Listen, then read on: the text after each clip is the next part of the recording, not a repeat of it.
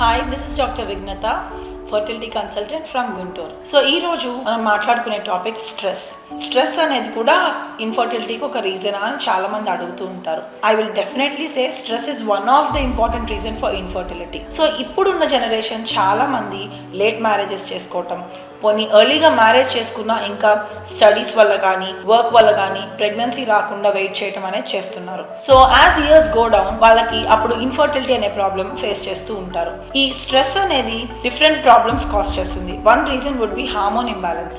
So స్ట్రెస్తో బాధపడుతున్న వాళ్ళకి హార్మోనల్ డిస్టర్బెన్సెస్ రావచ్చు, పీరియడ్స్లో కొంచెం డిఫరెన్సెస్ రావచ్చు.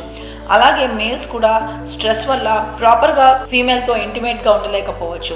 ఈ డిఫరెంట్ రీజన్స్ వల్ల ప్రెగ్నెన్సీ రావడం డిఫికల్ట్గా ఉంటుంది. సో ఎవరైతే స్ట్రెస్ వల్ల ఇన్ఫర్టిలిటీని ఫేస్ చేస్తున్నారో general lifestyle changes like proper sleep, good diet, yoga or meditation లాంటివి చేసుకుంటూ కొంచెం స్ట్రెస్ లెవెల్స్ తగ్గించుకుంటే న్యాచురల్గా ప్రెగ్నెన్సీ వచ్చే అవకాశం చాలా బాగుంటుంది.